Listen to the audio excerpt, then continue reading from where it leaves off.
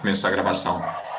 Boa tarde a todos, é um prazer receber a Fernanda Denegre, que vai apresentar, deixa eu pegar aqui o título, um momento, o artigo dela junto com vários outros coautores, o Rafael Garrez, o Pedro Miranda, a Priscila Coelho, a Graziela Zucolato, a Joana Costa, o Cláudio Farias, o Guilherme Travassos e o Roberto Medronha.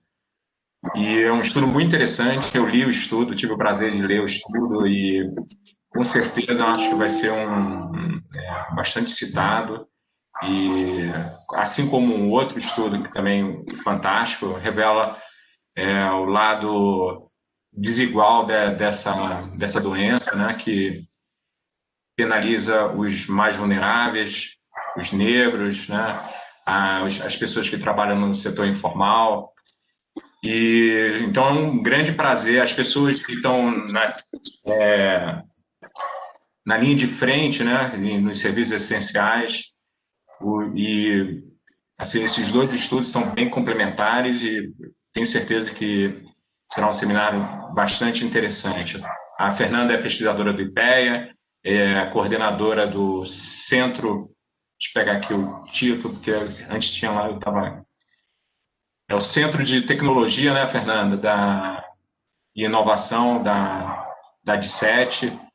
E o segundo seminário é um outro paper também muito interessante, com professores da UFRJ, a Valéria Pero, a Marta Castilho, também tem o professor do Instituto de Desenvolvimento Sustentável da França, que é um pesquisador visitante da UFRJ, e que tem vários outros coautores também, tem a João Saboia, a Mareille Padracoto, também do Instituto Francês de Desenvolvimento Sustentável, e eles analisam, olham todos os municípios brasileiros, comparam as vulnerabilidades socioeconômicas deles e tenta estimar a associação dessas características, dessas vulnerabilidades com a letalidade da pandemia. Então, é bem complementar o que a Fernanda e a equipe dela fizeram. Então, a Fernanda vai ter 25 minutos para fazer a apresentação dela.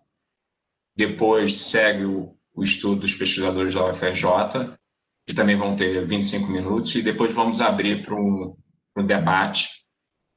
E as perguntas serão enviadas pelo chat. Eu irei ler as perguntas e os apresentadores irão respondê-las. Tá bom? Então, Fernanda, por favor, você poderia compartilhar já a sua apresentação? Sim. Boa tarde para todo mundo, antes de mais nada. Obrigada pelo convite, Danilo, pela organização aí do evento. Eu acho que vocês já estão vendo a tela, né? Sim, estamos. Então, vamos lá. Bom, qual foi a ideia desse artigo? Ele se chama Aspectos Socioeconômicos da Covid-19. A gente utilizou para isso informações do Rio de Janeiro, então a gente está baseando esses resultados nos dados disponíveis do estado do Rio de Janeiro. O principal objetivo era avaliar o peso de fatores socioeconômicos na probabilidade de óbito por Covid no estado do Rio. A gente sabe desde o início da epidemia que parece que existem grupos populacionais que são mais suscetíveis à doença, né? Uma epidemia afeta diferentemente os diferentes grupos populacionais. E a gente queria tentar entender quais grupos populacionais estavam sendo mais afetados pela doença, especialmente levando em conta fatores socioeconômicos, quer dizer, até que ponto a renda, a escolaridade, a ocupação do indivíduo, a atividade econômica onde o indivíduo trabalha pode afetar a probabilidade dele morrer por Covid no estado, tá? Por que os dados do estado do Rio de Janeiro? Eu vou falar um pouquinho da metodologia. Porque foi para onde a gente conseguiu ter acesso às informações individualizadas dos registros de casos de Covid no estado. Foi aqui que a gente conseguiu ter essas informações. A gente está trabalhando com dados que vão de março a julho de 2020. Foram aproximadamente 130 mil casos e 12 mil óbitos por Covid nesse período no estado do Rio. E o que a gente está fazendo? A gente está associando essa base de dados com os dados socioeconômicos da RAIS. Por quê? Os registros de saúde, eles são incompletos do ponto de vista de várias variáveis socioeconômicas. Então, renda não existe, né, no registro de saúde, idade, sexo existe, mas existe uma quantidade de missings bem razoável. Raça, cor é uma variável que tem uma quantidade enorme de informações em branco, porque é compreensível, né? O profissional que está lá na ponta, na hora de preencher, quando o cara está entrando no pronto-socorro, acaba preenchendo as informações mais relevantes do ponto de vista de saúde, e aqui as informações socioeconômicas acabam não sendo preenchidas, ou mesmo o próprio registro de informação, ele não tem essa informação. Então, várias informações socioeconômicas que são relevantes para você entender a dinâmica da epidemia no estado, a gente não consegue obter só a partir dos registros de saúde. Então, por isso que a gente associou com a RAIS. Como é que a gente fez essa associação com a RAIS? Primeiro, a gente cruzou por CPF, quando existia o CPF na base de origem, na base da RAIS ele tem para todos os registros, na base a RAIS, não sei se todo mundo sabe, é a Relação Anual de Informações Sociais do antigo Ministério do Trabalho, agora Ministério da Economia. Ele, na verdade, contempla todos os trabalhadores que estão no mercado formal de trabalho no estado do Rio de Janeiro. Tá? A gente usou a RAIS de 2018, que era a mais recente no momento que a gente fez esse trabalho, e a hipótese é que, na verdade, muito provavelmente a ocupação do indivíduo, o tipo de trabalho do indivíduo, ele não varia substantivamente ao longo do tempo, seria uma boa proxy do mercado de trabalho atual, esses dados mais atuais que são de 2018. Tá? Como é que a gente fez o cruzamento com a RAIS? Então, no primeiro momento, pelo CPF, para aqueles casos onde havia CPF na base de registros de Covid, mais ou menos metade da base tinha CPF, eu não lembro exatamente o percentual, mas tinha uma parte significativa da base que não tinha CPF. Para essa parte que a gente não conhecia o CPF, a gente fez um cruzamento por nome completo mais data de nascimento. O nome completo, às vezes, a gente sabe que tem diferença de grafia, etc. Então, a gente usou uma medida de distância entre strings, chamada distância de Levenshtein. Na verdade, leva em conta quantas alterações você precisa fazer numa string para transformar numa string de texto, para transformá-la numa outra string de texto. E colocamos um limite de distância bem pequeno, para, na verdade, você só pegar, de fato, nomes com erros de grafia e coisa do gênero, e para garantir que não fossem homônimos ou que a gente estivesse usando pessoas diferentes por nome, a gente também usou data de nascimento para fechar esse cruzamento. Então, com esses dois procedimentos, a maior parte dos registros, quase 50 mil, a gente cruzou por CPF, mas teve mais uns 8 mil registros, ou um pouco mais do que isso, que a gente conseguiu cruzar por nome. Tá? Então, nós ficamos, depois da associação com a RAIS, nós ficamos com 58 mil casos e mais ou menos, aproximadamente, 1.700 óbitos. Tá? O que a gente está analisando, que é um outro aspecto importante da metodologia? A gente está analisando mortalidade, a gente não está analisando incidência. Então, a gente está analisando a probabilidade de óbito por Covid, não a probabilidade de ser infectado por Covid e nem a probabilidade de morrer por Covid, dado que você pegou o Covid. Tá? É a probabilidade de óbito numa população, ponto. Por que a gente está fazendo isso? Porque o número de casos ele é muito influenciado pela quantidade de testes. Então, por exemplo, profissionais de saúde, eles têm uma incidência muito maior nesse grupo populacional, porque estão mais expostos, é claro, mas também porque eles têm um protocolo de testagem que é quase semanal, porque, afinal de contas, eles estão ali na linha de frente. Então, a testagem, ela é diferente. Pessoas mais ricas têm mais chance de fazer teste, então, possivelmente, a incidência em faixas de renda maior, ela é maior. O que não significa que essas pessoas estejam, de fato, sendo mais atingidas pela doença. Por isso que a gente resolveu olhar para a mortalidade. que embora você possa ter algumas problemas de notificação, notificação equivocada da causa de morte, etc., ela é um dado sujeito a muito menos erros de notificação do que o número de casos. Então, só para deixar claro que a gente não está usando nem incidência e também não letalidade, porque a letalidade é uma razão sobre a incidência, né? É mortes sobre casos diagnosticados. Então, nós estamos usando mortes em relação à população como variável principal das nossas estimativas, tá? Primeira consideração também, uma outra consideração importante que a gente tem que fazer é que a gente sabe que a gente está olhando para mercado formal de trabalho. Então, é um subgrupo populacional já que é diferente da população como um todo e provavelmente menos vulnerável do que os informais, do que as pessoas que estão desempregadas, etc. E essa tabela mostra aqui, a gente usou a PNAD para ilustrar um pouco isso. Mostra um pouco algumas características de distribuição percentual por idade, por sexo, por raça, nível educacional, por salário e renda domiciliar da população total, da população ocupada e da população ocupada no mercado formal de trabalho. E a gente consegue perceber que, de fato, nós estamos falando de um grupo populacional que tem uma renda superior, que tem um percentual menor de pessoas com uma renda abaixo de um salário mínimo, por exemplo, que tem um maior percentual de pessoas com nível superior completo, uma maior participação, uma menor participação de mulheres, por exemplo, no total da população. Então, você tem algumas características específicas dessa população, desse subgrupo populacional aí do mercado formal de trabalho, que difere do Estado como um todo. O que é importante a gente ter em mente, e mais para frente eu vou voltar a falar nisso. Mais para frente, exatamente aqui.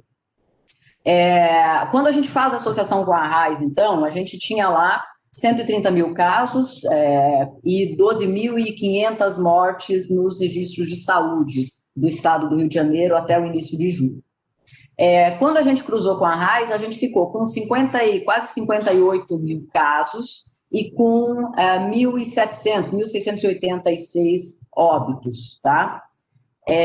Ou seja, a gente está com, na verdade, cerca de metade desses, um pouco menos, mais ou menos metade dos casos de Covid do estado do Rio de Janeiro nesse período são de pessoas que estavam dentro do mercado formal de trabalho, que a gente encontrou dentro do mercado formal de trabalho, e eu acho que o número de pessoas que a gente não encontrou porque não conseguiu cruzar deve ser relativamente pequeno depois desses cruzamentos que a gente fez tanto por CPF por nome. Então, basicamente, nós estamos falando de metade dos casos de Covid no estado do Rio nesse período, tá?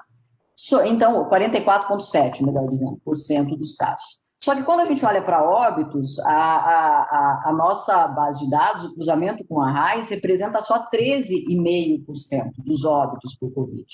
Então, a letalidade nessa base da RAIS, ela é muito menor do que na base do estado como um todo. Então, a gente tem que levar isso em conta quando a gente for analisar os resultados. Por que essa letalidade é muito menor dentro do mercado formal? Você tem, primeiro, um recorte de idade, né? Pessoas com mais de 60 anos, que são as pessoas com maior risco de morte por Covid, com base em outros estudos, etc., são pessoas que não estão, de modo geral, já saíram do mercado formal de trabalho. Então, a representatividade desse grupo de pessoas dentro do mercado formal de trabalho é muito pequeno, e isso reduz muito a representatividade do número de óbitos, né, na nossa amostra. Um segundo ponto, aí a gente foi ver, bom, vamos recortar por idade para ver se tem alguma diferença por faixa etária. O que esse gráfico aqui do lado está mostrando é a mortalidade por Covid na população, que é o barra azul, comparado com a mortalidade por Covid nessa amostra da RAIS que a gente está analisando. E a gente percebe que ela é bem menor em todas as faixas etárias, ou seja, esse viés de menos mortalidade desse grupo do mercado formal, ele se deve ao recorte etário, mas não só a ele. Eu acho que isso por si só já é um resultado interessante. O que está dizendo é o seguinte, olha, esse grupo populacional, ele é menos vulnerável, as pessoas que estão no mercado formal de trabalho são menos vulneráveis a morrer pela doença do que a população como um todo, dado que a taxa de mortalidade nesse grupo ela é menor do que a taxa de mortalidade no restante, na população como um todo, tá? Em todas as faixas etárias. Então, não é só a faixa etária que explica isso. Bom, o que a gente fez? Então, dados essas ressalvas, o que a gente está fazendo e o que a gente acha que é mais interessante de resultado, tá? A gente está focando muito em como a ocupação e o setor de atividade econômica influencia nessa probabilidade de óbito. Algumas variáveis que a gente está usando aqui como variáveis explicativas nos modelos econométricos, como idade, por exemplo, elas são mais variáveis de controle, né? Para você olhar o impacto da idade na probabilidade de óbito, a gente tinha que estar com toda a faixa, tinha que estar pegando também pessoas mais velhas. Então, a idade está aqui como uma variável de controle. Sexo também, enfim, mas tem várias variáveis que não tem nos outros registros e que são interessantes e que vão gerar depois, vou falar, resultados interessantes. Raça, cor, escolaridade, remuneração, enfim, etc. Mas o foco principal é justamente o que é a força dessa base de dados, que é a ocupação e atividade econômica. Tá? Então, o que a gente fez? A gente estimou 2 conjuntos de modelos logísticos para explicar a probabilidade de óbito por Covid. O primeiro conjunto é um modelo logístico simples, com essas variáveis aí que vocês estão vendo, com essas variáveis explicativas que eu mencionei. Um segundo grupo de modelos, a gente fez uma correção para eventos raros. Por quê? A gente tem lá 1.700 óbitos num total de 4.700.000 trabalhadores no mercado formal de trabalho no Estado. Então, é um evento raro nesse sentido, estatisticamente é um evento raro. Então, a gente achou melhor fazer essa correção para eventos raros, que foi essa baseada no paper do King e Zeng, de 2001, que é basicamente você fazer reestimativas aleatórias da tua base. Então, nós pegamos lá os 1.600 casos, eles estão em todas as amostras, né, que a gente fez reamostragens dentro da base da RAIS, reamostragens com repetição entre os não casos. Então, você cruza todos os casos com uma amostragem aleatória dos não casos, de modo que o número de casos de óbito com de não óbitos, ele seja sempre igual, para você ter uma amostra balanceada de caso de ocorrência e não ocorrência do evento, tá? A gente fez 1.000 estimações dentro da RAIS, e aí você calcula as estimativas dos betas a partir dessas 1.000 estimações. Bom, variáveis explicativas, alguns detalhes sobre as variáveis explicativas. As principais aqui são simples, né? Raça, cor é dummy, remuneração média é log da remuneração média, a escolaridade é um conjunto de dummies para ensino fundamental completo, médio completo e superior completo. Tem uma dummy aqui para a região metropolitana. E a ocupação e atividade econômica merece um pouco um detalhamento do que a gente fez. Ocupações, a gente basicamente pegou a CBO, só que a gente não fez uma reagregação da CBO, olhando mais para a atividade profissional e menos para o nível de qualificação. Então, por exemplo, profissionais de saúde. Os profissionais de saúde a gente não diferenciou nesse grupo de profissionais de saúde, então, tanto os profissionais de nível médio quanto de nível superior. Porque a ideia é que o técnico de enfermagem que está trabalhando lá na linha de frente, ele está tão exposto quanto o médico, então não fazia sentido fazer a diferença entre escolaridade como na qual a CBO é baseada em grande medida, tá? Então, basicamente, foi esse o ajuste que a gente fez na CBO. Pegou a estrutura da CBO e só juntou grupos profissionais sem levar em conta a diferença entre escolaridade, tá? Então, são esses grupos profissionais, basicamente, que estão aí. A gente agregou alguns também, por exemplo, trabalhadores da indústria. Não fazia sentido dividir entre tipos de trabalhadores da indústria, então a gente juntou tudo, enfim, e a gente dividiu nesses grupos que estão aí.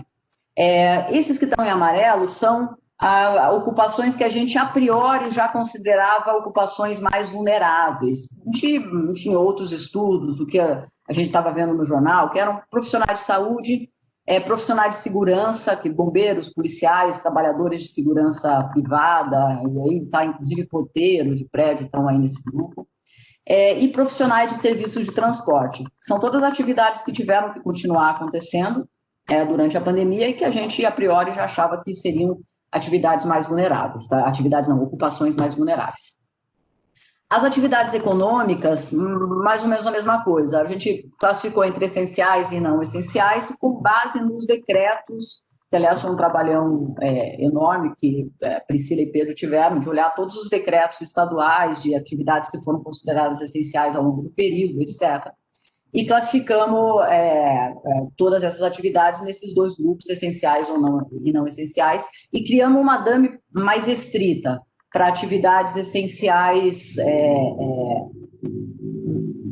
supostamente mais expostas, né? Aí nós estamos falando em setor de atividade econômica. Então, serviços de saúde, defesa civil, transporte de cargas, transporte de passageiros, comércio essencial, alimentação, bancos e outros serviços essenciais, a gente também considerou, criou uma DAME para essas atividades, tá?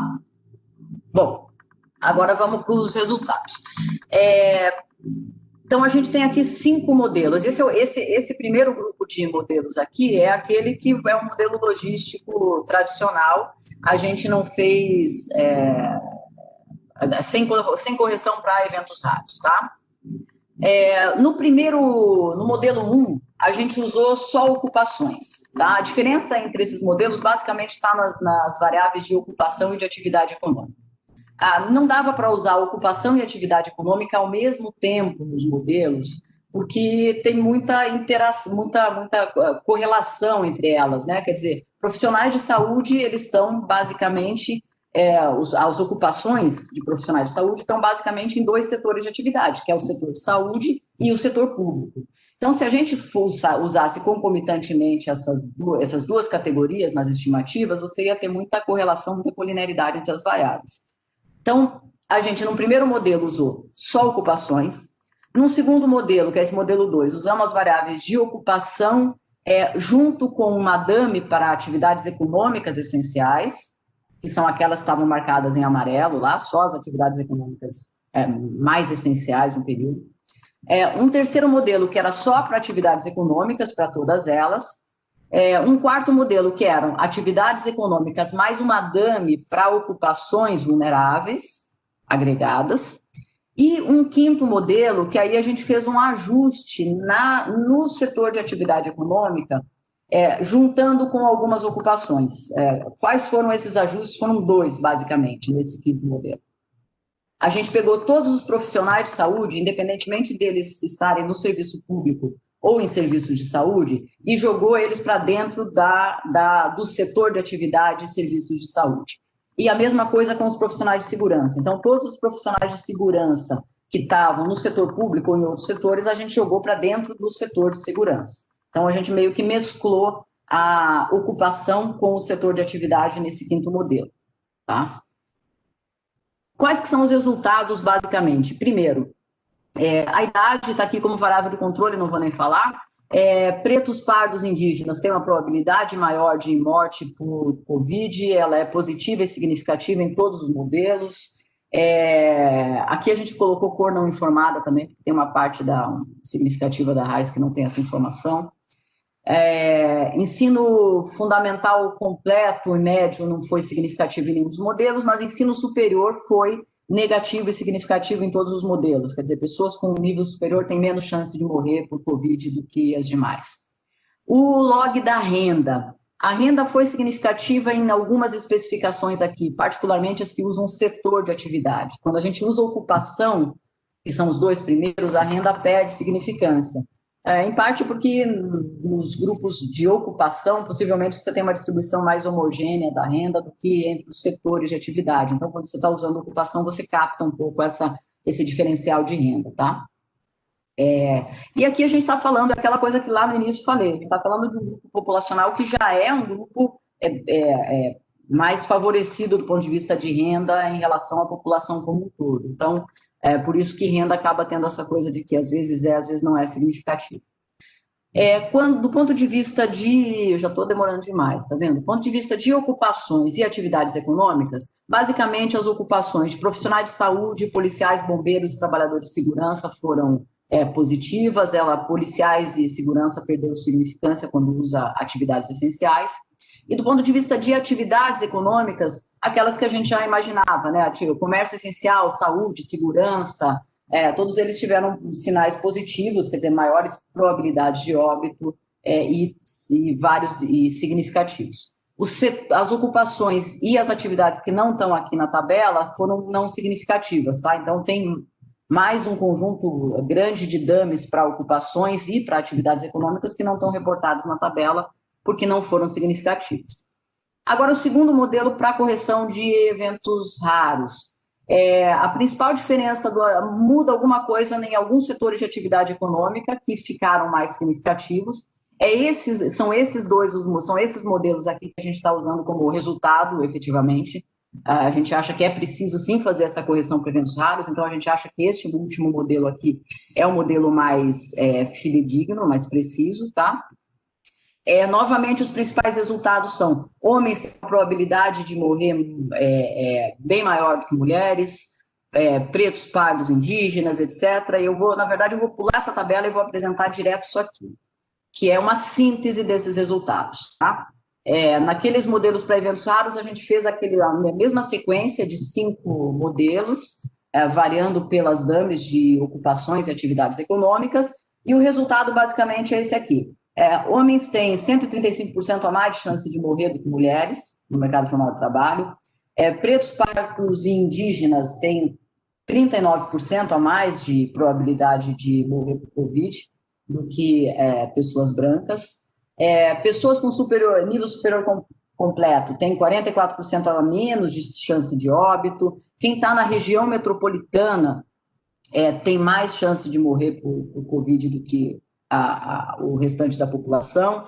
Entre as atividades econômicas, as atividades com maior probabilidade de óbito são atividade de saúde, de segurança, que é mais de 2 vezes, tem uma chance mais de 2 vezes superior de morrer do que os demais profissionais, mas você também tem mais risco entre profissionais do comércio essencial, da imprensa, serviços essenciais e setor público também, em alguma medida também influenciado pelos profissionais de saúde dentro do setor público, mas não só isso, porque mesmo quando a gente fez o ajuste, tirando os profissionais de saúde do setor público e colocando em atividade de saúde, esse coeficiente, esse valor do coeficiente é com esse ajuste já. Então, você tem aí também uma probabilidade maior de óbito.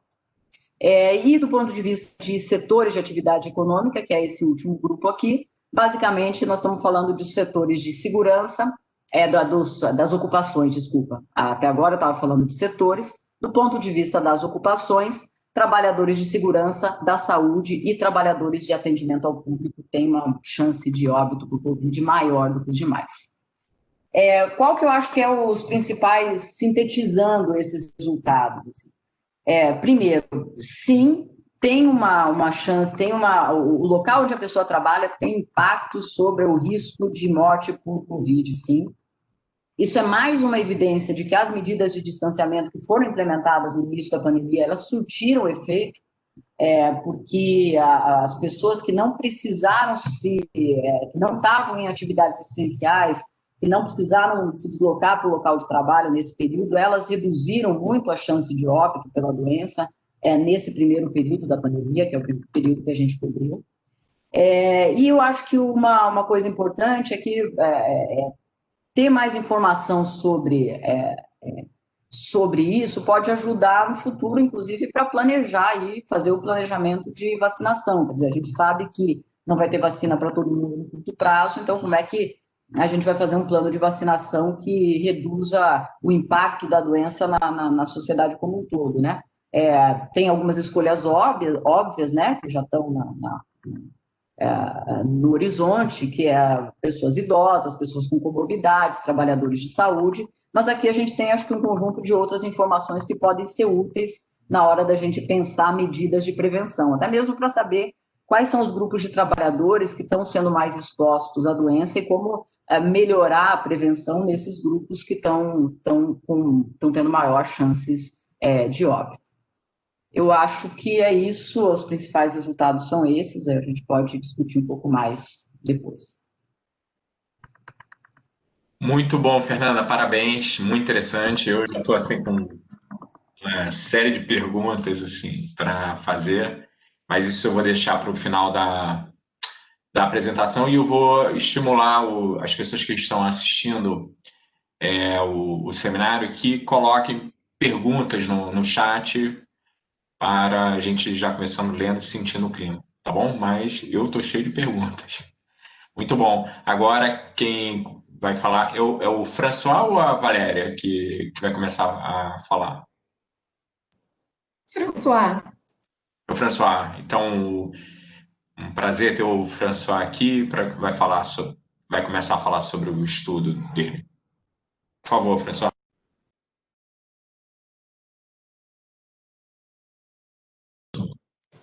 Ok, obrigado. Já compartilhei a apresentação, você pode ver? É possível ver? Sim, está ótimo, François. Ok, rápido então. Vou apresentar um texto, um artigo que trabalhamos, que se chama Os municípios frente à Covid no Brasil, vulnerabilidade socioeconômica, mecanismo de transmissão e políticas. E isso foi um trabalho conjunto com a equipe da UFRJ, a Valéria, que vai apresentar também, Marta e João Saboia, e a minha colega da França, pesquisador visitante da UFRJ, a Mireille, com um nome de Madagascar difícil de pronunciar. Então, vou apresentar a primeira parte. Perdão, François, você poderia abrir seu vídeo, porque talvez facilite as pessoas, não? E fica mais interativo. Vídeo? Sim, claro. Desculpe. Então, vou fazer esta apresentação e pedir a sua indulgência, porque chegamos apenas uns meses passados e apenas chegado fomos confinados. Ideal para aprender português, mas não ideal para socializar. Então, agora o estudo é um estudo que pretende fornecer elementos de conhecimento sobre o desenvolvimento da pandemia, em particular duas coisas. Uma primeira de identificar fatores de riscos socioeconômicos, mas ao mesmo tempo realçar os canais de transmissões potenciais, bem como o efeito de uma série de medidas, de políticas. E isso é o plano do artigo. A apresentação vai ser mais curta devido ao tempo e também devido ao que vocês conhecem bem o contexto brasileiro. Sobre a resenha de literatura, aqui enfocada sobre o caso brasileiro, se pode dividir entre duas partes, dependendo do tipo de estudos, de dados que se usa. Estudos ao nível individual, como o que apresentado Fernanda, que se interessa em características socioeconômicas das pessoas afetadas, tipicamente o que Fernanda apresentado. Também alguns trabalhos sobre vulnerabilidade da população a doenças em geral e, por suposto, ao Covid, usando a PNAD, a PNAS e outros tipos de dados. Segundo tipo de estudos são estudos a nível de área e de localidade, como estados, municípios, bairros, também que trabalham características socioeconômicas das localidades afetadas, ou isso em geral, ou também, no caso do Brasil e a nível internacional, também no caso dos Estados Unidos, dos fatores políticos, com o Trump e Bolsonaro. Não vou pelos resultados, também não vou comentar o contexto brasileiro, epidemiológico, as respostas políticas, algo pressuposto que vocês conhecem bem, só para insistir sobre o auxílio emergencial, que é bastante impressionante para nós, o tamanho deste programa, com mais de 60 milhões de pessoas atingidas, e então que tomamos em conta em nossos estudos. Então, só queria fazer um comentário sobre a causa do confinamento, apesar destas decisões diferentes por conflito político entre diferentes níveis, de federal, estado e municipal, se vê, usando os dados que usamos, uns dos dados originais que se usa dentro do nosso trabalho, se vê que o nível, primeiro, a data de confinamento foi a mesma quase para todos os municípios do país. Mas o nível desse confinamento é muito diferente, temos muita heterogeneidade. E outra coisa, a data calendária é a mesma, mas o tempo entre o primeiro caso e o confinamento é muito diferente. Se tem que tomar em conta esse dado. Agora vou para a abordagem e com um foco sobre essa ideia de usar os municípios como unidade de análise versus foco com indivíduos, como a primeira apresentação. Se tem habitualmente a ideia que os dados individuais são mais interessantes e se usa os municípios ou as localidades só quando não temos dados individuais. Mas isso não é certo e as duas abordagens são mais complementares que um superior ao outro. Vantagens da abordagem por municípios ou por localidade. A primeira é a única forma de garantir a exploração dos dados em todo, exaustivamente a nível do país. E o equivalente em termos de indivíduos seria ter o censo demográfico exaustivo de toda a população e também cruzar isso com os dados de saúde, e não é possível. Segundo ponto importante é que os efeitos da pandemia se manifestam não só ao nível individual, mas também ao nível coletivo, ao nível de moradia, de bairro, e então se tem que tomar em conta essas coisas coletivas na difusão da doença. As pesquisas socioeconômicas, tipo PNAD e Covid, têm vantagens, mas também não podem contabilizar as mortes e não tem elementos quantitativos de apreciação da saúde, são indicadores subjetivos.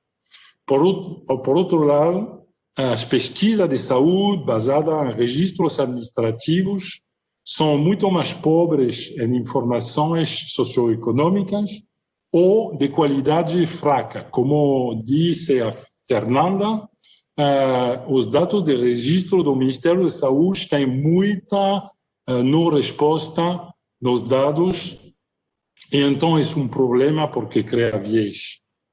E último interesse da vantagem da abordagem por município é que as políticas de combate à pandemia são basicamente realizadas ao nível da localidade, em particular a nível dos municípios. Limitações, a primeira coisa é que a análise por municípios não pode ser transposta mecanicamente em termos de riscos individuais. Nesse sentido, temos que dizer duas coisas para matizar, para nuançar esse comentário. Primeira coisa é que, mecanicamente, se temos um efeito a nível de município, significa que existe um efeito sobre a mesma variável a nível individual. E segundo, para que o efeito seja contrário, negativo por município, digamos, os municípios com mais pobres são mais afetados, para que os mais ricos, então significa efeito inverso, sejam mais afetados, se tem que pensar nos mecanismos. De toda forma, temos a literatura a nível individual para comprovar nossas interpretações. E segunda limitação, com esses modelos, não é possível estimar coisas, identificar efeitos causais, mas só estimar correlações entre fatores. E aqui também quando estamos buscando coisas de impacto causal, problema é que só se pode identificar os impactos por E aqui a ideia é ter conjunto de fatores para ver como atuam conjuntamente. Modelo. Começamos na história deste artigo com modelos de mínimo quadrados ordinários, mas isso não é conveniente com os dados que temos, que são dados de contos, com problema de normalidade, problema de heterocedasticidade e também de sobredispersão da variância. E então, o tipo de modelo que se tem que usar, especificação, é uma binomial negativa. Então, aqui temos a expressão desse modelo em corte transversal. Estimamos este modelo em 6 datas, desde agosto até outubro, e também estimamos modelos em painel sobre essas 6 datas. Temos aqui a expressão da estimação desse modelo. Estimamos as duas coisas, a taxa de mortalidade e a taxa de infecção, como disse Fernanda, taxa de mortalidade mais confiável que a taxa de infecção. Também usamos o indicador de sobremortalidade, mas Brasil é um caso um pouco especial, em qual os dados oficiais são melhores que os dados de sobremortalidade que se usam em outros países. E aqui temos vetores de variáveis independentes, variáveis socioeconômicas individuais, variáveis estruturais ao nível de município, de moradia, de favela, etc., de esgoto, variáveis de medida de políticas, entre outras, uma quase política que é o comportamento do presidente, variáveis de controle em particular, o número de dias desde o primeiro caso. Tipo de dados que usamos, então, graças ao governo aberto, a Big Data, e também ao esforço do IBGE, pudimos multiplicar as fontes de dados. Então, para algumas variáveis socioeconômicas dos municípios, o censo de população, infelizmente, é antigo, então comprovamos a correlação com censos anteriores e a PNAD, também dados da CAGED para os trabalhadores formais, característica do sistema de saúde, pesquisa Munique de 2008, e aqui tem a lista dessas variáveis que usamos, e em particular resultados da eleição presidencial de 2018. Talvez também mais original é a taxa de mobilidade entre os municípios, que vem de dados Facebook ao nível municipal, e também os dados individuais do auxílio emergencial provido pela Caixa. Segundo para comentar as correlações simples. Claramente, em verde, aqui se vê que as variáveis de saúde são correladas, mas nível de correlação não é muito alto entre taxa de casos confirmados, de óbitos, de testes. Talvez vou insistir sobre duas variáveis para comprovar o interesse de nossa abordagem. Se vê que a correlação simples entre o voto para Bolsonaro e os casos confirmados é negativa, mais votos, menos casos, e não é significativa para a taxa de mortalidade. E temos segundo caso, é o caso dos trabalhadores informais, e se vê que a correlação é negativa também, correlação simples, mais trabalhadores informais no município, menos casos e menos óbitos. Então, agora passamos pelos resultados econométricos. Valéria, seu turno, e muito obrigado.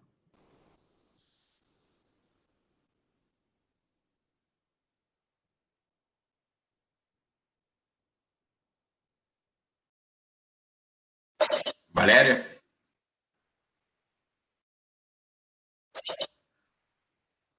Valéria, o seu microfone está desligado, tá? Olá, deixa eu botar aqui. Olá a todos e todas. Eu vou apresentar agora os resultados do modelo que o François mostrou aqui para esse nosso artigo, né? Em parceria com os coautores. Eu vou passar direto para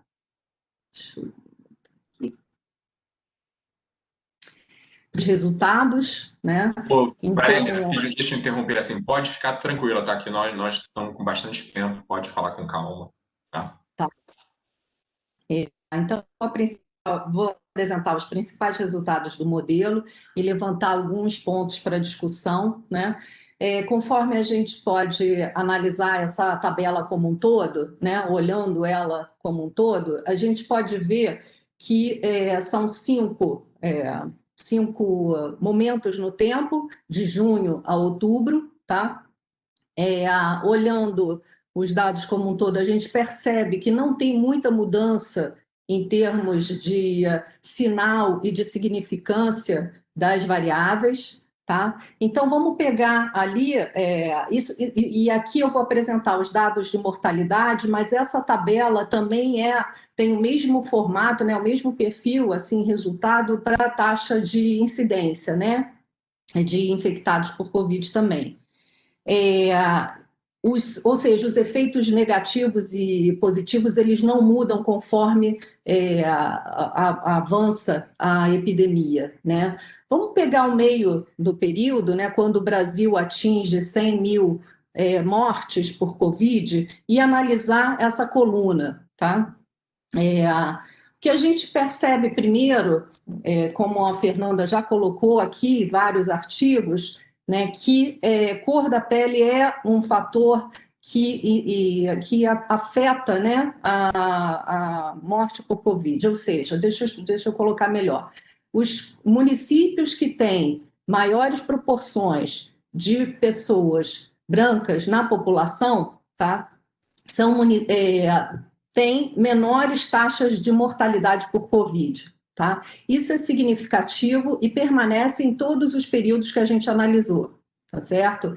E é importante colocar aqui que esse resultado, ele se mantém mesmo considerando todos os controles que a gente usou, né?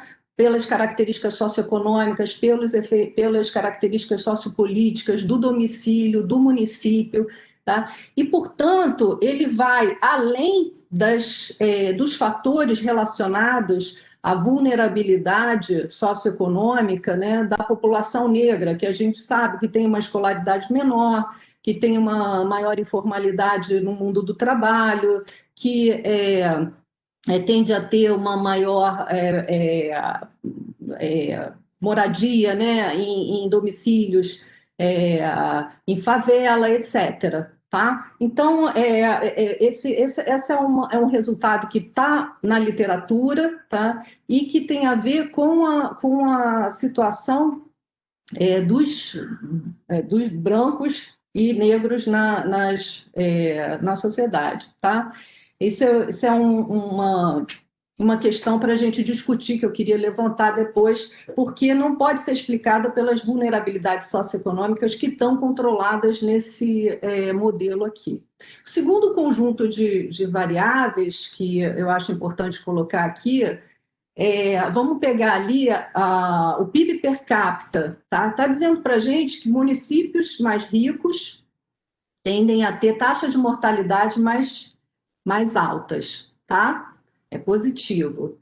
Porém, na linha embaixo, né, a taxa de pobreza, né, essa linha aqui, está mostrando que os municípios com maiores taxas de pobreza são os municípios que têm maiores taxas de mortalidade, tá? Então, se a gente pegar esses dois, combinar essas duas variáveis, né, o que a gente pode interpretar é que são nos municípios mais ricos, onde tem taxas de pobreza maiores, nos municípios mais ricos, os pobres são mais afetados, tá? Ou seja, a gente tem aí uma questão bastante importante, né, que a taxa de pobreza, maiores taxas de pobreza estão associadas a maiores taxas de mortalidade por Covid, tá?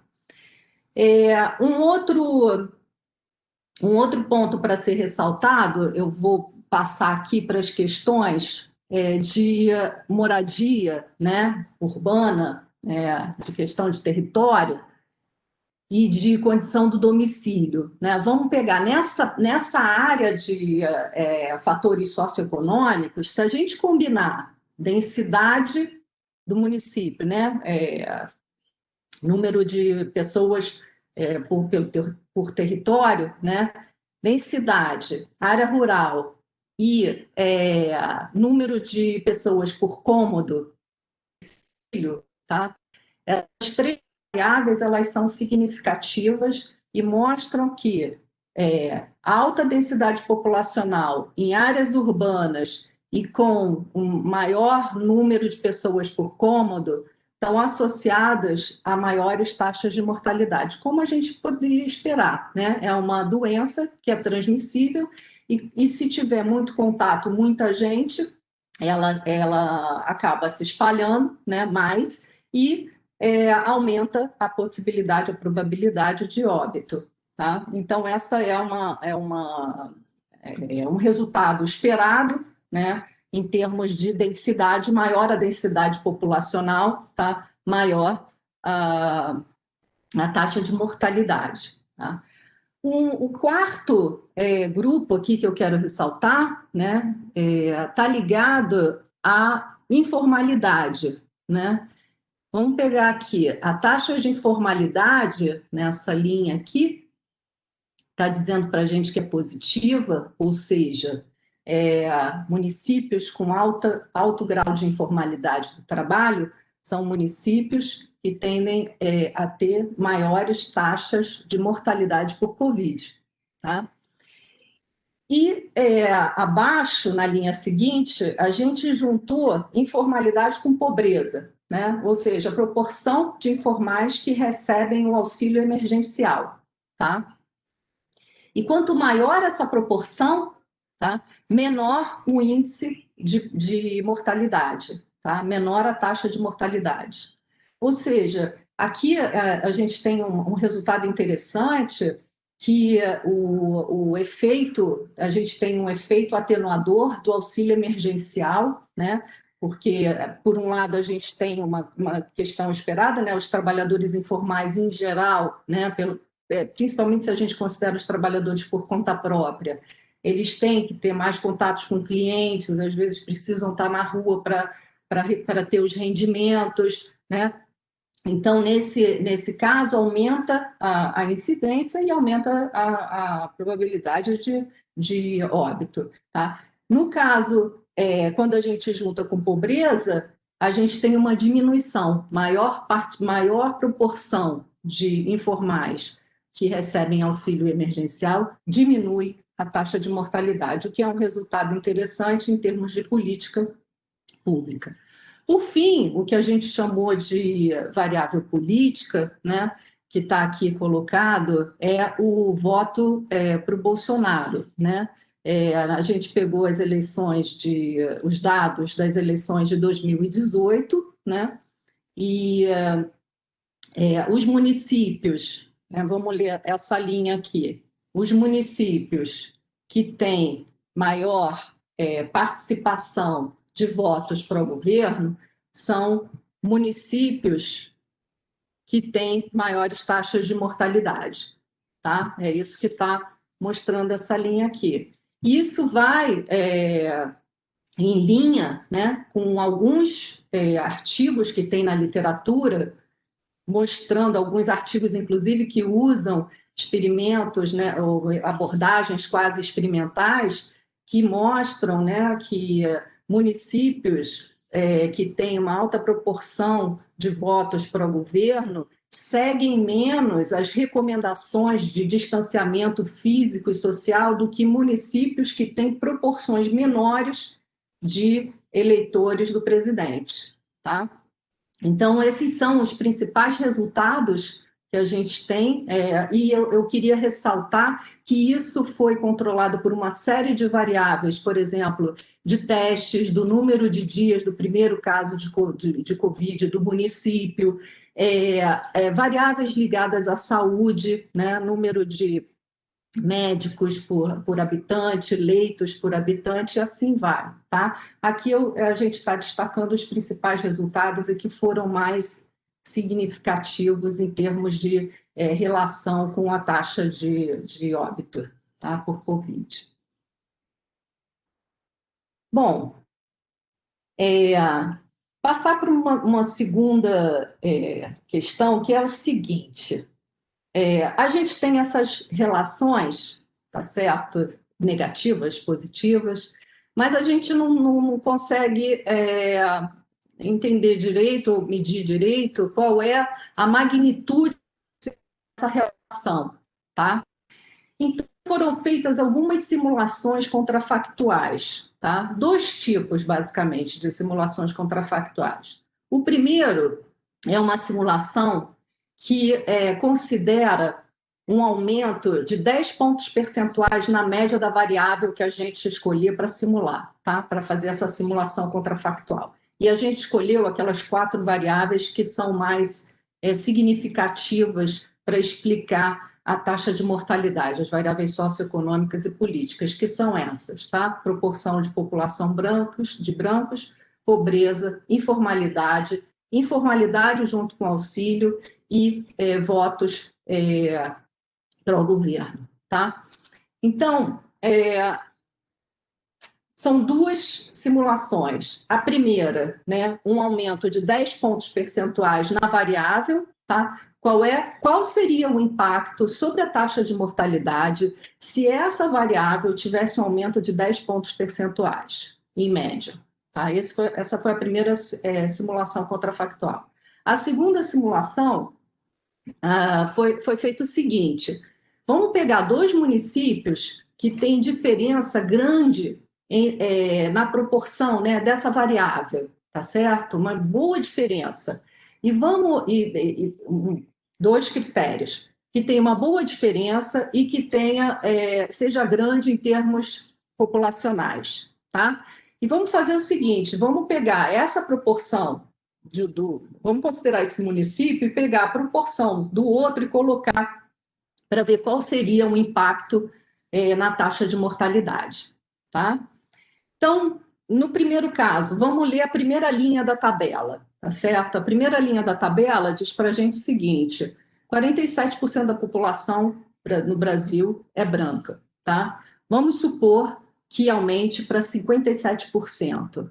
Tá? Qual seria o impacto sobre a taxa de mortalidade? A taxa de mortalidade é 23. Tá? O impacto seria uma redução de menos 1,6. Tá? 1,6 por 100 mil habitantes. Isso equivale a uma redução de 7% da taxa de mortalidade. Tá? Então, vamos pegar no todo um aumento de 10 pontos percentuais na proporção de população branca sobre a população total, diminuiria a taxa de mortalidade em 7%. Tá?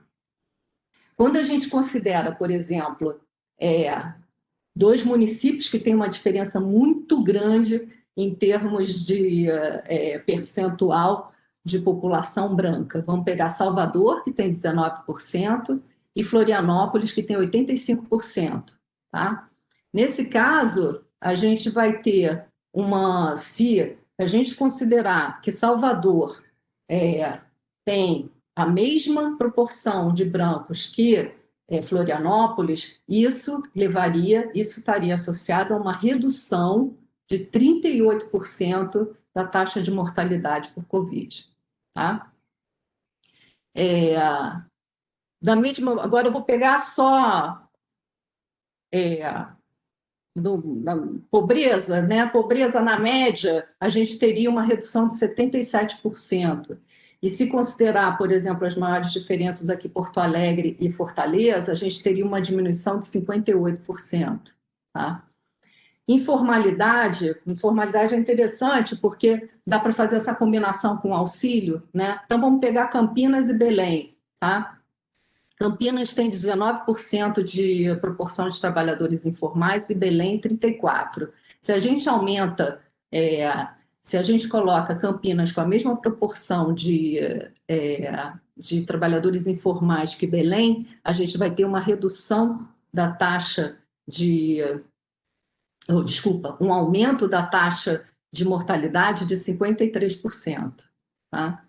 Porém, se Campinas tem a mesma proporção de informais que recebem o auxílio, tá? Vai ter uma diminuição de 13%.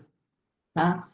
Por fim, o efeito, se a gente considerar, por exemplo, a comparação entre Salvador, que teve 28% de votos pró-governo, e o Rio de Janeiro, 58%, né? Se a gente considerar que tem a mesma proporção de votos que o Rio de Janeiro, iria aumentar a taxa de mortalidade em 50%. Tá? Então, tudo isso para mostrar que quando a gente está fazendo esse exercício, a gente consegue captar um pouco melhor a magnitude, esses efeitos não são negligenciáveis. Tá? Então, seria uma maneira de orientar um pouco as questões que levam a possibilidades de ter menos casos de morte por Covid. Tá? Bom, para colocar aqui, o François já apresentou algumas estratégias, né, que a gente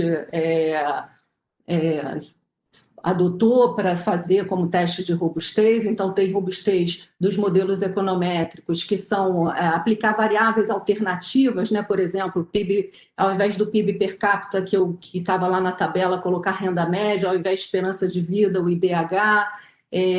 Também especificações alternativas, né? Como o log, como a ponderação pela população dos municípios. A gente fez esse modelo também para painel, usando painel, né? Com e sem efeito fixo de Estado, e modelos que na literatura internacional coloca bastante essa questão, né? De que é importante analisar não só a taxa de mortalidade, mas a sobremortalidade, né? Causada pela Covid. Só que a gente usou também essa variável, desculpa, mas, como já foi colocado aqui pela Fernanda, pelo François, tem alguns problemas de qualidade dessa informação, a gente acabou ficando realmente com a taxa de óbito por Covid. Tá? E, por fim, uma das questões, né, que aparecem quando a gente está usando o Censo 2010, né, para a maior parte das variáveis socioeconômicas, e aí, as coisas mudaram, né? Só que o que a gente fez algumas correlações, né? Aqui estão apresentando uma tabela apresentando as correlações, e conforme vocês podem ver, as correlações são bastante altas entre os censos, tá? O que quer dizer que são variáveis que não mudam assim, pelo menos em termos de ordenação entre os municípios, elas não mudam tanto. Tá? E a gente também, essa tabela também está mostrando censo com PNAD. Tá? E aqui teve uma estratégia de análise, de fazer essa correlação, pegando o recorte mais fino que a gente pode com a PNAD contínua, que é dividindo por capital, região metropolitana, interior. Tá? E aí a gente fez a comparação dessas variáveis com esse recorte censo e PNAD 2019, e também obtivemos uma correlação alta. Tá? Basicamente, levantar aqui algumas questões, né, para o debate, né, principalmente para a gente colocar essa importância, né, do auxílio para atenuar os efeitos da Covid, ficou bem claro, né, na apresentação. Discutir um pouco o que é esse fator que raça aparece em todos os estudos e no nosso também, está mesmo controlando por outros fatores socioeconômicos, aparece como uma variável explicativa, né, ou como uma variável importante para determinar a taxa de letalidade. Tá? E, por fim, colocar que no artigo também apareceu essa questão do efeito do respeito, né, ou de seguir as recomendações de confinamento, de distanciamento físico, social, como um efeito, digamos assim, protetor para diminuir as taxas de mortalidade. Tá? Eu vou ficar por aqui e agradeço a todos. Maravilha, Valéria, excelente apresentação. Eu tive o prazer de ler ambos os artigos estão muito bem escritos e são muito cuidadosos. Assim, a fala do François mostrando as vantagens e desvantagens da metodologia adotada, na minha opinião, assim, está perfeita.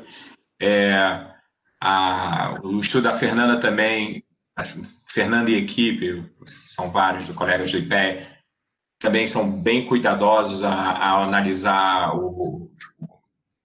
os resultados encontrados. Assim, eu tenho várias perguntas para ambos, tá? E algumas sugestões que eu, na minha opinião, talvez sejam interessantes para ambos. Mas eu vou começar aqui com uma pergunta que já tem uma pergunta aqui no chat do professor João Saboia, da UFRJ, que é um dos coautores do segundo estudo, e ele faz a pergunta para a Fernanda. Fernanda, achei bem interessante a ideia de utilização da RAS para cruzar com os óbitos pela Covid no Rio de Janeiro. Vocês pensaram em trabalhar com probabilidade de contaminação além de óbitos, usando a mesma metodologia? Tem essa pergunta, como ainda não tem outras, eu vou também fazer algumas perguntas para ambos, tá? Primeiro para a Fernanda. Fernanda, assim, há pouco tempo atrás, eu vi um estudo, saiu inclusive a reportagem no El País, que um pesquisador espanhol, ele estava levantando dúvidas em relação à ordem de prioridade em relação às vacinas, né? Atualmente são as pessoas mais velhas e os profissionais de saúde, né? Os idosos e profissionais de saúde. Se não me engano, basicamente esses são os dois grupos que terão prioridade. E aí ele, com algumas simulações, ele falou que também deveria ser levado em conta aquelas pessoas que têm mais contatos com os outros. Isso, por exemplo, ele deu a caixa de supermercado, porque você vacinando essa pessoa, ela vai deixar vai se proteger e também vai deixar de transmitir, contaminar outras pessoas. E aí ele fez uma simulação, eu não tive acesso ao estudo, só vi a entrevista com ele. E aí eu acho assim, que o estudo de vocês é bem interessante. Inclusive, eu acho que vai estimular, por exemplo, tanto a Fiocruz quanto o Ministério da Saúde em obter CPF agora para o Brasil inteiro e fazer o merge com a RAS, entendeu? Tentar fazer em grande escala esse estudo, porque eu acho esse estudo assim, é fundamental e está acessível. O Ministério da Saúde pode fazer isso amanhã, né? Porque eles têm as bases de dados. Então, eu acho que é uma contribuição que você está dando muito importante. E aí, um ponto que eu gostaria de perguntar para você é a questão dos terceirizados, né? Porque você vai no hospital e tem vários trabalhadores, né? Por exemplo, na Copa, faxineiro, segurança, eles são terceirizados e estão dentro do hospital e estão bem na linha de frente. E aí talvez eu não tenha percebido, como que você trata essas pessoas ou não trata devido à dificuldade, né? Uma outra questão, aí eu acho que é uma sugestão para ambos, que eu fico curioso é o seguinte, que a gente está entrando numa segunda onda, né? E na primeira onda, as pessoas se protegeram, depois algumas pessoas deixaram de se proteger e foram para a rua, deixaram de se proteger por diversos motivos, ou pela juventude, né? E a pouca aversão ao risco, e também pela necessidade. E outras ficaram mais isoladas porque podiam, né? E aí, provavelmente, o perfil dos óbitos, como isso, várias pesquisas estão mudando, tanto do óbito quanto da contaminação, se alterou ao longo do tempo. E aí uma sugestão que eu dou, não sei se é uma boa sugestão, isso pensando agora, é que vocês poderiam interagir as variáveis explicativas de ambos os modelos, tanto dos dois papers, com o tempo, para ver se o tempo faz também com que esses parâmetros que vocês estimaram se alterem ao longo do tempo. Isso é uma sugestão. Uma outra coisa, uma outra sugestão que eu dou, isso também para ambos, porque vocês têm muitas variáveis e que essas variáveis também poderiam ser interagidas, tá? E é como aí vocês, e quando vocês têm muitas variáveis, uma possibilidade é você utilizar técnicas de aprendizagem de máquina, que faz a própria seleção dessas variáveis. E hoje em dia tem os pacotes econômicos já tem tudo isso disponível e bem fácil de trabalhar. Eu mesmo tenho artigos com isso e tal. Não é difícil, eu acho que hoje em dia um estatístico, todo estatístico já sabe trabalhar com essa parte. Isso para terminar, a última sugestão que eu dou, isso é mais para a Valéria.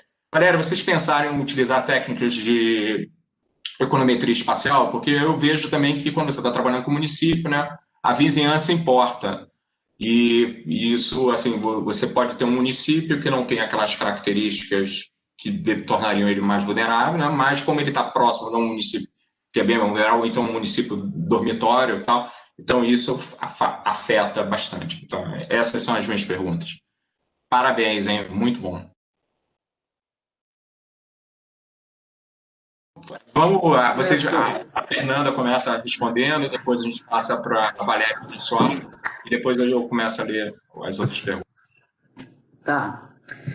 Vamos lá, a primeira pergunta do João. A gente, inclusive, estimou o modelo também, não só para óbitos, a gente estimou para incidência também, né? Para número de casos em relação ao total.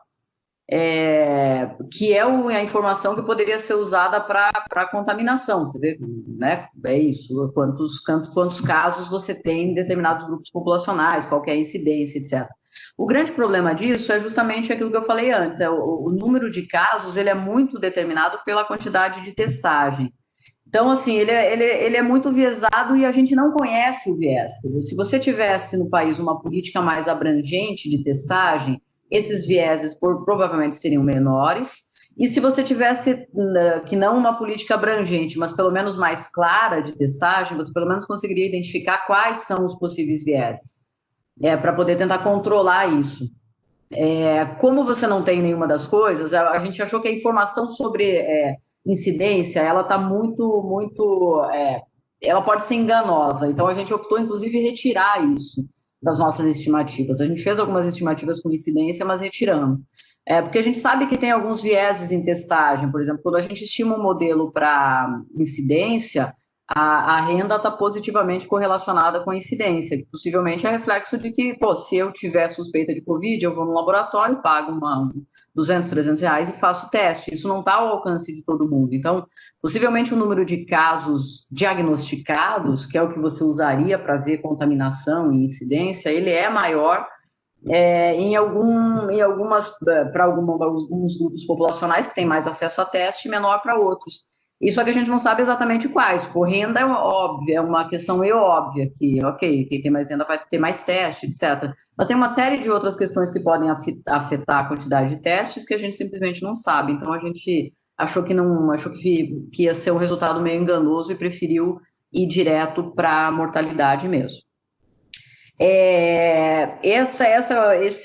Isso que você falou dos contatos, Danilo, de fato é super interessante. A gente tentou um pouco olhar isso, analisando algumas ocupações, tipo profissionais de atendimento ao público, que estão lá dentro das ocupações que a gente chamou de mais vulneráveis e tal, para ver se isso refletia. Mas é que, por exemplo, na CBO, você tem profissionais de atendimento ao público em várias atividades, inclusive naquelas que ficaram paradas nos primeiros meses da pandemia. Então, por exemplo, quando a gente usou a DAME para profissionais de atendimento ao público, eu acho que não foi significativa, inclusive, entre as ocupações. Porque não são só os atendentes de supermercado que ficaram trabalhando o tempo inteiro, mas também os de outros setores. E aí a gente tentou, na medida do possível, juntando ocupação com o setor de atividade econômica, justamente tentar dar conta dessas diferenças. Inclusive daquela que você falou de terceirizados, por exemplo, em hospitais. Quando a gente usa só profissionais de saúde, a gente está falando de médicos, profissionais de saúde, enfermeiros, técnicos de enfermagem, profissionais de laboratório, etc. Mas quando a gente olha o setor de atividade, atividades de saúde, aí a gente está pegando todo mundo que trabalha naquele setor. E se você for olhar de novo lá o resultado, você vai ver que o resultado para o setor de atividade de saúde, ele é mais alto, o coeficiente é mais elevado, que mostra que, de fato, tem um grupo de profissionais que não estão no grupo de ocupação profissional de saúde, mas que está trabalhando nos hospitais e no setor de saúde, que tá também mais vulnerável por estar nessa linha de frente ali, mesmo em atividades de suporte, etc. Isso a gente conseguiu captar na modelagem por setor, por isso que a gente usou em alguns momentos setor de atividade, em alguns momentos ocupação, e naquele último modelo usou essa mescla de ocupações por setor de atividade para justamente captar esse tipo de coisa. A alteração do perfil dos óbitos ao longo do tempo, a gente quer fazer isso sim, porque eu acho que isso pode mudar na medida em que você tem o relaxamento das medidas de prevenção e de distanciamento social. Talvez isso mude, principalmente do ponto de vista de ocupações e de setores, né? Que antes eram só as ocupações essenciais, as atividades essenciais que estavam mais expostas. Agora você talvez tenha a hipótese, você pode ter generalizado isso, e talvez essa diferença entre setores e entre ocupações, ela se dissipe no período mais recente, né? Então é um caso assim, a gente vai tentar atualizar essa base de informações aí para isso. Boa dica da aprendizagem de máquina, vamos tentar incorporar, gostei da sugestão. E eu acho que uma coisa importante que você falou é de informação mesmo, assim, o Ministério da Saúde teria todas as condições de pegar esse registro todo de informações de registros sobre a Covid e fazer o cruzamento dentro do governo mesmo com outras variáveis socioeconômicas, com outras bases de dados e compartilhar essas informações desidentificadas, com sigilo preservado, etc., para os pesquisadores trabalharem. Tem um esforço enorme da sociedade, pesquisadores, cientistas, tentando produzir coisas sobre a Covid, no sentido de tentar auxiliar em como melhorar a prevenção e como fazer com que essa prevenção, inclusive, tenha menos custos econômicos, né? Mas isso só você consegue com informação, e não parece que o governo esteja tendo muito boa vontade em prover esse tipo de informação. A gente conseguiu, enfim, porque fez a parceria com o pessoal do UFRJ, eles trabalham nesses dados para o pessoal da Secretaria do Estado do Rio de Janeiro, enfim. Só que isso deveria ser uma política, de fato, de Estado, você ter essas informações. É isso. Maravilha, Fernanda. François, Valéria? Valéria quer começar ou começo eu? Como você quiser. Pode falar, François. Obrigado, Valéria. Tenho autorização, então vou primeiro responder às perguntas de estimação e talvez outras também. Então, a ideia é que os parâmetros possam alterar no transcurso do tempo, isso é claro, e o vemos porque de duas maneiras já no paper. Primeiro, porque fizemos cortes transversais, 5 pontos no tempo, e vamos fazer uma sexta quando já vamos a ter 175 mil óbitos dentro de 2 dias. E então vemos que os parâmetros alguns crescem no transcurso do tempo e outros baixam. E outra maneira que fizemos também é com a estimação panel, mas panel com um efeito cruzado entre tempo e variáveis socioeconômicas. E então vemos a evolução no transcurso do tempo dos coeficientes. Seria interessante comentar, no artigo comentamos essa evolução. Depois, a pergunta sobre o número de variáveis, ainda não conheço bem ou conheço nada de aprendizagem de máquina, mas Danilo talvez vá poder nos ajudar.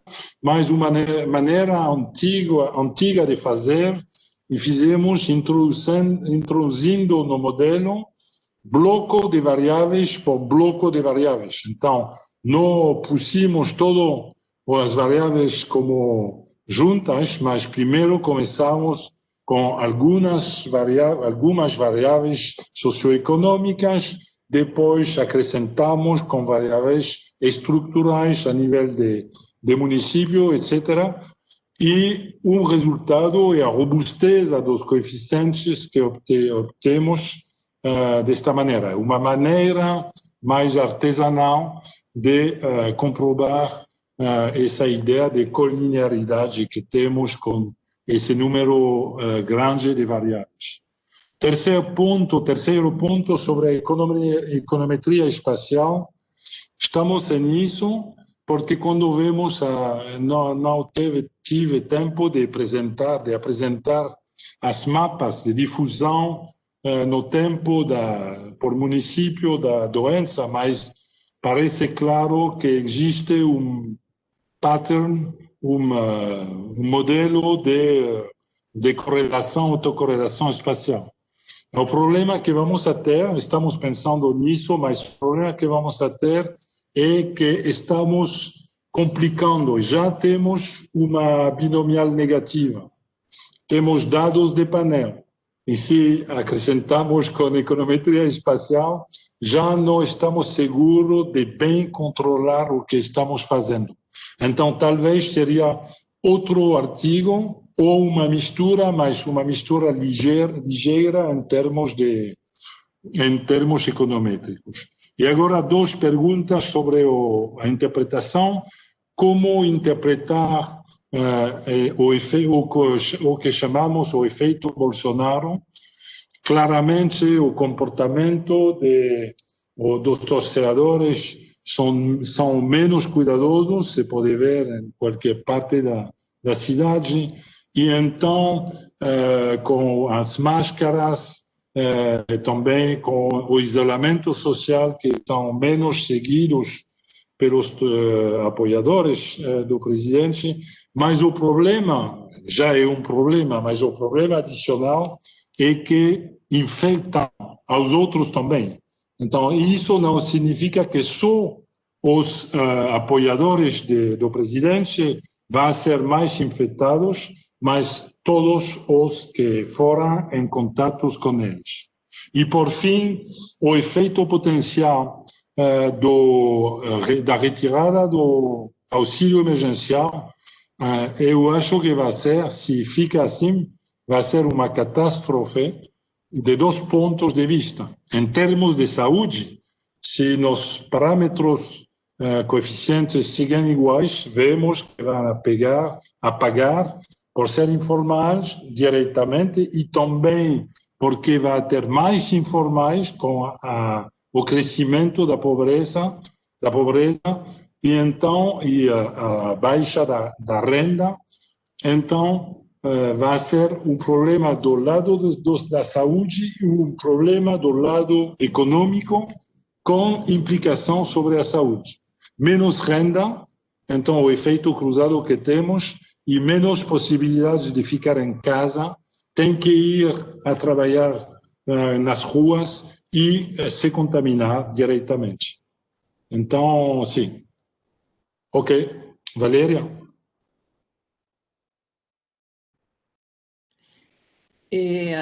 Eu, enfim, acho que completar um pouco, né, essa questão do informal, que o François colocou muito bem as respostas, então eu vou só colocar que o auxílio emergencial, né, teve um esforço de cadastro muito grande, né, que conseguiu chegar enfim, tem erros, como todo programa social, mas chegou no informal, né?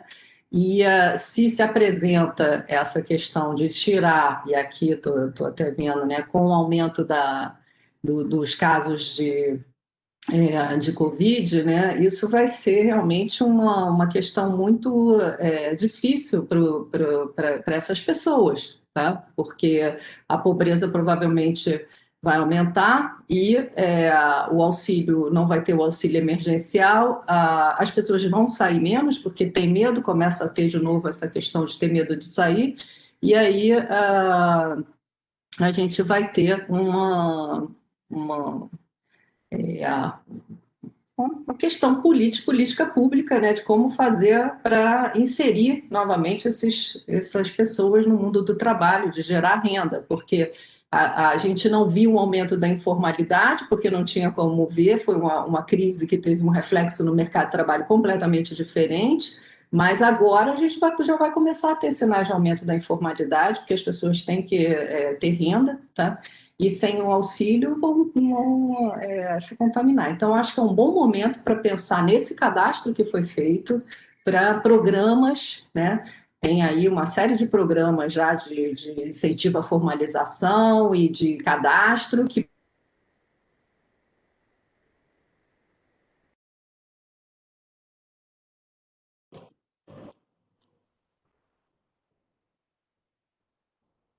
Eu acho que a Valéria saiu, né? Ou não? Parece que travou a rede dela. Enquanto François, você gostaria de falar alguma coisa? Senão eu vou passar as outras perguntas enquanto a Valéria tenta se conectar novamente. Tudo bem? Tudo bom. Bom, uma pergunta aqui do Paulo Levi, do IPEA. Fernanda, alguns dos seus resultados a surpreendeu? Tá? Eu tenho uma pergunta também do Pedro Miranda, que é coautor da Fernanda, para a Valéria e o François. Como vocês interpretam os resultados obtidos para as variáveis associadas à eleição de 2018 e à votação de Bolsonaro? Essas variáveis poderiam ser vistas como um proxy para adoção ou adesão a medidas e políticas específicas de combate à pandemia? Tem uma pergunta também do Luiz Caruso. O que pode se esperar para trabalhadores? Eu acho que, na verdade, a Valéria já respondeu, né, algumas dessas perguntas. Eu acho que não foi isso, François? Sim, Ela já respondeu essa do Pedro e também do trabalhador informal. sim, também. E da Mirelle, que é coautora do François, uma pergunta para a Fernanda agora, tá? Fernanda, obrigado por esse trabalho muito interessante. Desculpe pelo meu português. Talvez os resultados venham também das ocupações que têm a possibilidade de teletrabalho, não. Excelente pergunta. Então, seria talvez interessante ter em conta uma Adame usando os resultados da PNAD, Covid, do IBGE sobre o teletrabalho. É uma pergunta muito interessante. Inclusive, tem outros pesquisadores do IPEA, né, que fizeram esse mapeamento. Poderia tentar pegar esse trabalho desses outros colegas e utilizar essa proxy, Fernanda, para... muito bom. E o François também faz uma pergunta. Por último, o François também faz uma pergunta para a Fernanda. Como fez para obter o CPF e para combinar as duas bases? Não tem um problema de confidencialidade? Bom, Fernanda, as perguntas são para vocês, as duas perguntas.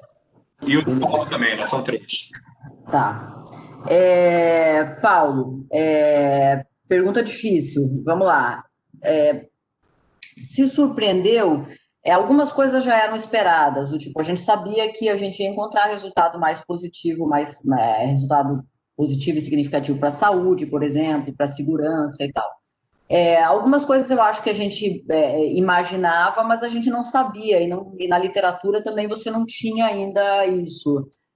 como, ok, você imagina que isso vai acontecer, que profissionais de atendimento ao público, por exemplo, vão estar mais expostos e possivelmente vão estar morrendo mais. Então, você tinha algumas hipóteses que eram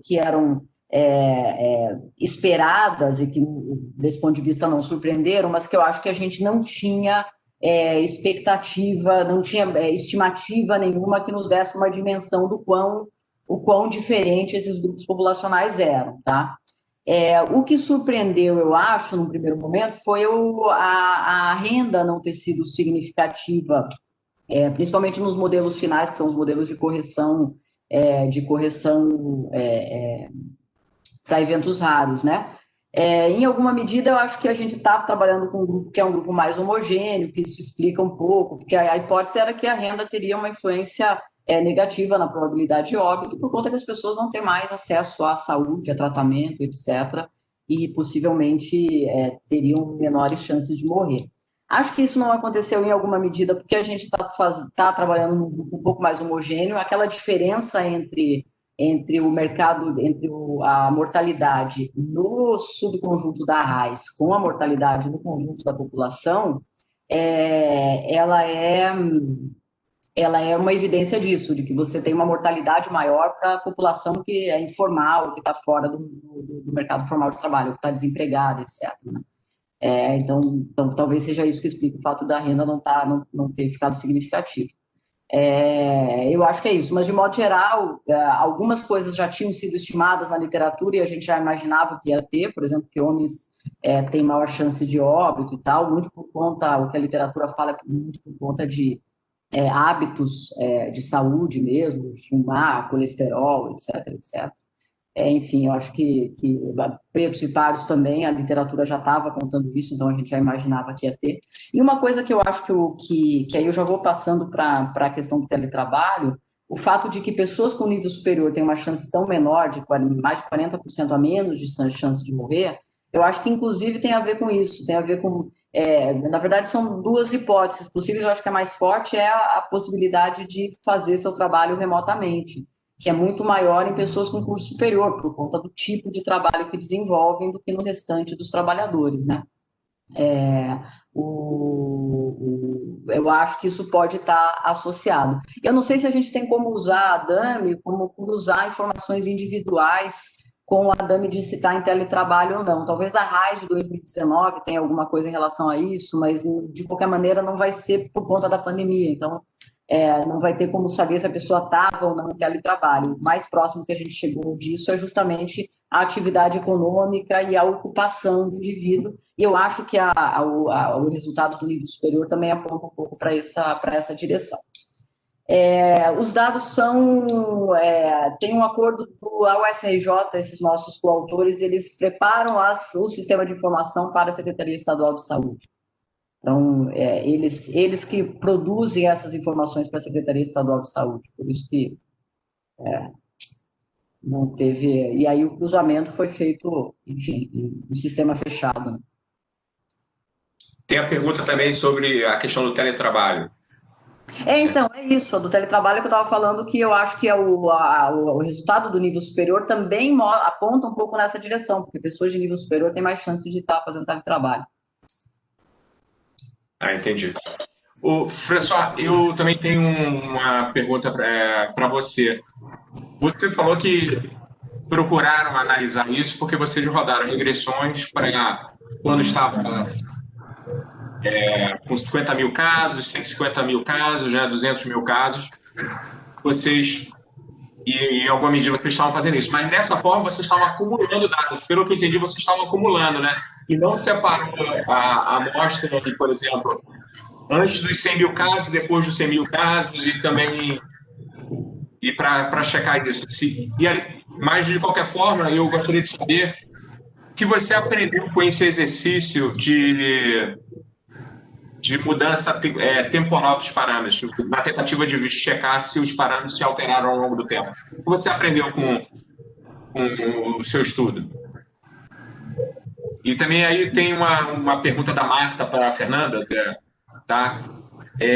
Sobre os homens que parecem ter saído mais para trabalhar. Já vi também trabalhos indicando que e pode ter uma questão cultural de ser menos cuidadoso com a saúde. E aí isso foi mais, eu acho, que um comentário da Marta, não foi uma pergunta. E uma sugestão do François para a Fernanda para cruzar ocupação e atividade econômica. Outra coisa também que eu fiquei em dúvida sobre essa questão da terceirização, Fernanda, é que você falou que por exemplo, por exemplo, a pessoal de serviço de limpeza que é terceirizado, você conseguiria captar no setor de saúde. Mas depende só se a empresa que ela trabalha, né, que é de recursos humanos, esteja dentro do setor de saúde. Provavelmente não, né? Aquela empresa que é provedora de recursos humanos, ela está no setor de recursos humanos, não de saúde. Você tem razão. Você tem razão. Pode estar no setor de limpeza e, enfim. Tem uma parte que a gente pega, Danilo, por exemplo, dentro dos profissionais das ocupações relacionadas à segurança, tem lá um grupo de ocupação que são, por exemplo, porteiros, etc. Essa que é a dificuldade, a gente não consegue captar 100% de todo mundo que trabalha no hospital, por exemplo. De fato, você tem razão, se eles são terceirizados, de limpeza, etc., eles não vão estar nesse setor de atividade econômica. Um outro ponto, Fernanda, uma outra sugestão é que você olhou a última RAIS e tentou descobrir se a pessoa estava lá ou não. Mas um outro estudo complementar poderia você pegar, assim, a última ocupação dela no setor formal. Isso é só mais para conhecer a característica. Aí você seria capaz de pegar mais gente naquela amostra. Tá? Pode ser, tentar ir para buscando trás. Ocupações. Pode ser porque ocupação é uma coisa que não muda, né? Uma coisa meio estrutural. O setor de atividade pode mudar, mas ocupação não. Pode ser. Então, assim, talvez assim, possa encontrar alguma coisa.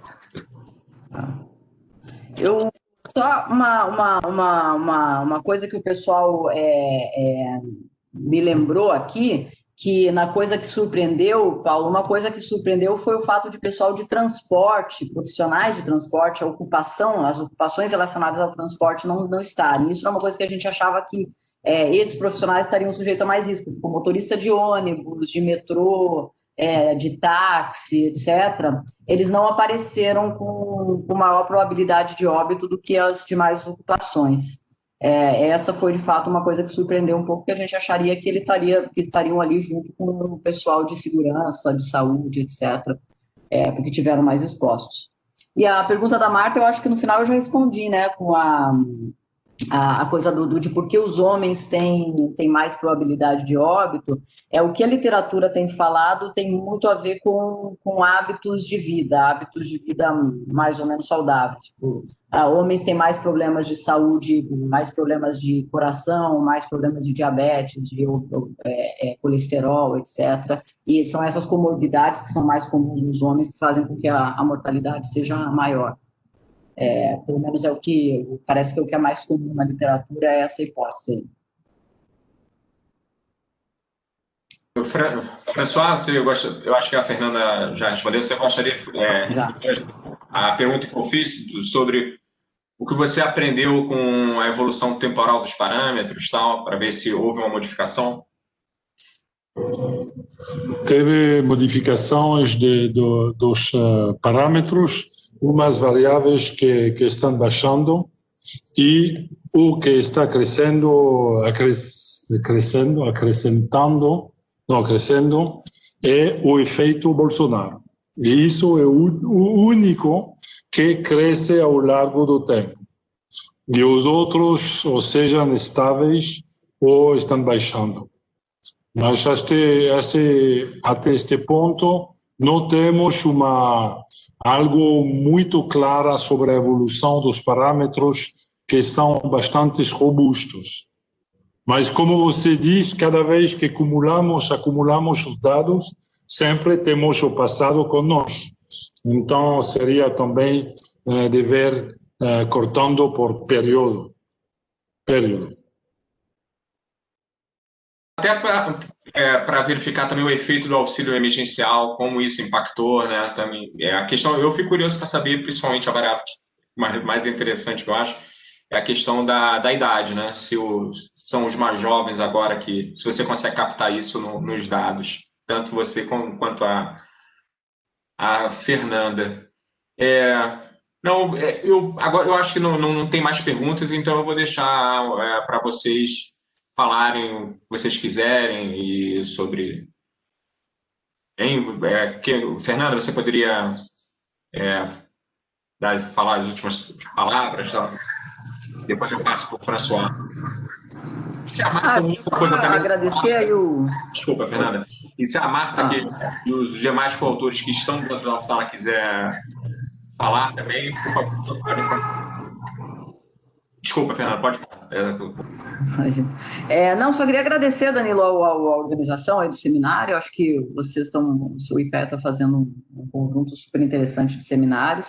Eu acho que o último recado que eu queria dar é a informação, né? A gente, como pesquisador, a gente é obcecado por informação, e com razão, porque a gente só vai conseguir construir evidências razoáveis e que possam ajudar a política pública ou a pensar a economia, a sociedade brasileira a partir de informação transparente, né?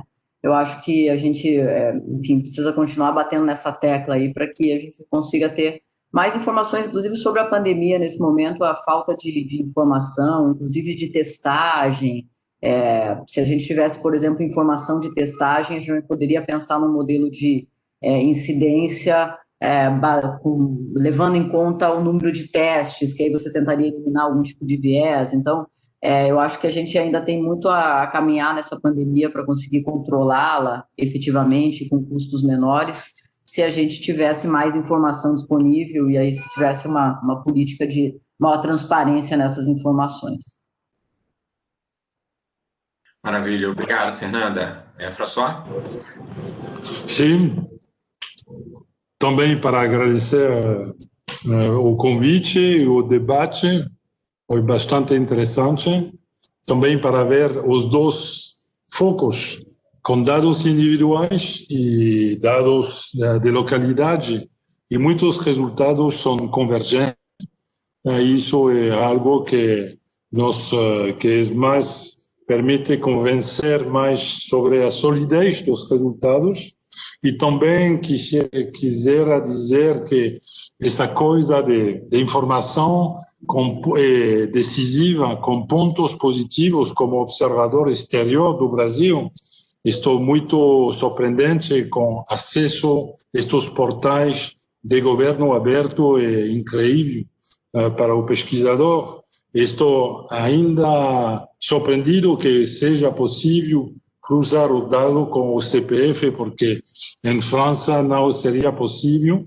E vemos também que existem riscos éticos deste tipo de poder identificar individualmente pessoas para usos políticos ou outro tipo de usos. Mas do lado negativo, estamos está faltando o censo de população. Então, esse problema do censo de população agora, embora não seja disponível, porque supostamente seria no terreno agora, mas o retraso com o censo de população é um problema grande para o Brasil. Espero que se vá superar. Muito obrigado, François. Eu só ia fazer um esclarecimento, que a Fernanda foi capaz de fazer essa combinação entre os CPFs de ambas as bases, porque ela fez isso dentro do IPEA, que é um órgão do governo federal, e a gente tem toda uma série de questão de sigilo. Então, quer dizer, só mesmo a Fernanda, que é pesquisadora do IPEA, que teve acesso a isso, que pôde fazer esse tipo de coisa. Então, é por isso, porque somos do governo federal. Então, fazendo isso, a gente não está. E todo estudo a gente tem que tomar um cuidado para não identificar pessoas nem empresas. Tá? Isso é um outro ponto. Mas eu concordo com que... Em nenhum momento, nenhuma informação individual ela é divulgada, como informações de empresa, etc., das informações de registros empresariais que tem no Brasil e em vários outros países, no qual os pesquisadores usam identificadores de empresa, mas as informações são divulgadas de maneira agregada. Então, não existe nenhuma divulgação de informação individualizada nessa história. O cruzamento ele é feito de maneira automatizada pelo software estatístico e você não precisa olhar para a pessoa nem para a pessoa. E qualquer pessoa que acessar essas bases, ela é identificada. Então, a pessoa que está acessando a base de dados é identificada. Então, tem todo um controle de segurança. Mas eu concordo com você, François, que o Brasil, a gente falou aqui, o Ministério da Saúde e tal, mas o Ministério da Saúde, isso eu faço uma questão de elogiar, tem o DataSUS, né? Primeiro tem o nosso Sistema Único de Saúde, que é exemplo para o mundo inteiro, e também as bases de dados, por exemplo, muitos pesquisadores de fora do país vêm para o Brasil para poder, porque sabem que no Brasil você tem acesso a um grande rol de variáveis, e nós temos o IBGE também, que é um modelo para o mundo inteiro. Então, realmente, em matéria de dados, estamos muito bem servidos, mas, de qualquer forma, assim, por exemplo, esse estudo que a Fernanda fez, né, que a Fernanda e os coautores fizeram, seria muito importante ser feito para o Brasil inteiro e com urgência, né, dado o estado de calamidade que nós estamos e que, pelo visto, as coisas tendem a piorar.